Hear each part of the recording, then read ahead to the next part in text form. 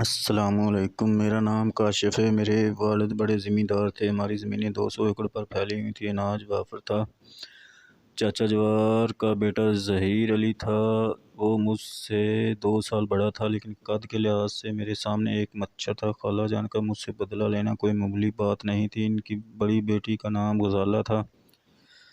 وہ مجھ سے 3 سال بڑی تھی۔ وہ اپنی ماں کی طرح مغرور اور بد مزاج تھی۔ اللہ نے اسے خوبصورتی بھی دی تھی، اسے کم عمری میں ہی نرمی بھی دی تھی۔ اگر میں انکار کرتا تو مجھے ڈانٹ پلائی جاتی اور سمجھایا جاتا کہ میں چھوٹا بھائی ہوں اور اپنی بڑی بہن کی خدمت کرنا میرا فرض ہے۔ تو یہ بھی سمجھایا گیا کہ میں بڑا بھائی ہوں، بہن کی بات ماننا بھی ان دنوں میرا فرض ہے۔ میری عمر 15 سال تھی اور میری عمر 18 سال تھی۔ خالہ اسے کہتی تھیں کہ میرے ساتھ نہ کھیلو۔ وہ بچپن سے ہی میرے ساتھ کھیل رہی تھی اور مجھ سے اس قدر مانوس ہو چکی تھی کہ جب اس کی ماں اور بھائی اسے روکتے تب بھی وہ میرے پاس آتی تھی۔ وہ میرے گلے میں بازو ڈال کر مجھے بھائی جان کہتی۔ میری ایک بہن تھی، میری ایک دنیا تھی، میری ایک زندگی تھی۔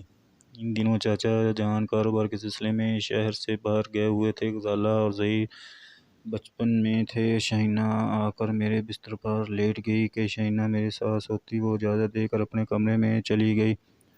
وہ رات گیا تک شہینہ کو پریوں کی کہانیاں سناتا رہا۔ وہ بچوں کی کہانیاں سنتے سنتے سو گئی۔ نیند میں وہ بہت معصوم لگ رہی تھی۔ میں نے اس کی پیشانی کو پیار سے چوما اور سوچا کہ میری شہینہ آرام سے بستر پر سونے کی عادی ہے اور میں فرش پر اس لیے سوتا ہوں کہ وہ سوتی ہے۔ یہ ایک بھائی کا بستر ہے، لیکن کاش میری بہن ہمیشہ بھولے بھالے بستر پر سوتی۔ میں اٹھ کر آنٹی کے کمرے کی طرف چلنے لگا تاکہ میں ان سے کہہ سکوں کہ شہینہ کو اٹھا کر اپنے بیڈ پر لے جاؤ۔ آنٹی کے بیڈ روم کا دروازہ اور کھڑکیاں بند تھیں۔ چند لمحے خاموش رہی، پھر اس کی آواز سنائی دی۔ فریاد، کون ہے؟ تم ہو؟ ہاں، شہینہ سو رہی ہے، براہ کرم اسے اٹھاؤ۔ اور وہ بے سہارا فرش پر پڑی ہوگی۔ گدے نے کہیں اس کی غصے والی آواز سنی۔ جب میں دیکھتا ہوں کہ وہ بحث کرنے میں مصروف ہے تو بھاگو مت، میں جوتے پہن لوں گا، میں بھی بہت ضدی ہوں۔ میں کھڑا ہو کر دروازے کی طرف دیکھنے لگا۔ میں سوتا تھا، لیکن خالہ اس قدر بد مزاج تھی کہ اٹھ کر دروازے نہیں کھولتی۔ میں دیر تک دروازے کی طرف دیکھتا رہا۔ وہ کہتا کہ ڈارلنگ تم پریشان ہو، لڑکا چلا گیا ہے، تمہیں پتہ نہیں؟ آنٹی کی ڈری ہوئی آواز سنائی دی۔ مجھے ایسا لگتا ہے جیسے اس کی آنکھیں گھور رہی ہوں۔ میں نے کتنی بار اس کی آنکھیں خواب میں دیکھی ہیں۔ وہ کسی انسان کا بچہ نہیں ہے، وہ شیطان کا بچہ ہے۔ میں نے دونوں ہاتھ آنکھوں پر رکھ لیے اور خیالی آنکھوں سے آنٹی کے بند کمرے کے اندھیرے میں بھٹک رہا ہوں۔ میں اپنی آنکھوں سے پوچھ رہا ہوں کہ تم دروازہ کیوں نہیں کھولتے؟ وہ دروازہ تھوڑا سا کھلا۔ اس کے کمرے میں واقعی اندھیرا تھا۔ ان کو دیکھتے ہی اس نے دروازہ بند کر دیا کہ تم جاؤ، میں آ رہا ہوں۔ میں نے سر جھکا لیا اور راہداری سے ہوتے ہوئے اپنے کمرے کی طرف چلنے لگا۔ وہ شخص کون ہے اور ایسا کیوں ہے کہ ایسے ہی واقعی سمجھ نہیں آئی کہ کسی حد تک سمجھ کے جھکے بھی اس کے دماغ میں مدم تھے۔ وہ کچھ سمجھنے اور نہ سمجھنے کے درمیان الجھ گیا۔ آواز اتنی پراسرار تھی کہ میری عمر جوانی کی طرف غیر محسوس طور پر بدلنے لگے۔ آنٹی اتنی دیر بعد میرے کمرے میں آئی۔ انہوں نے غصے سے میری طرف دیکھا، پھر شہینہ کو میرے بیڈ سے اٹھانے کے لیے جھک گئیں۔ اسی وقت میں نے پوچھا، کوئی آپ سے ملنے آیا ہے؟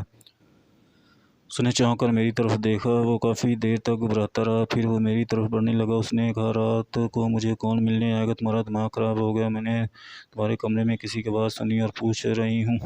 اس سے پہلے کہ بات ختم ہوتی اس نے میرے منہ پر تھپڑ مارا، پھر میرا بازو پکڑ کر مجھ سے کمرے میں لے گیا۔ میں تمہیں زندہ نہیں چھوڑوں گا۔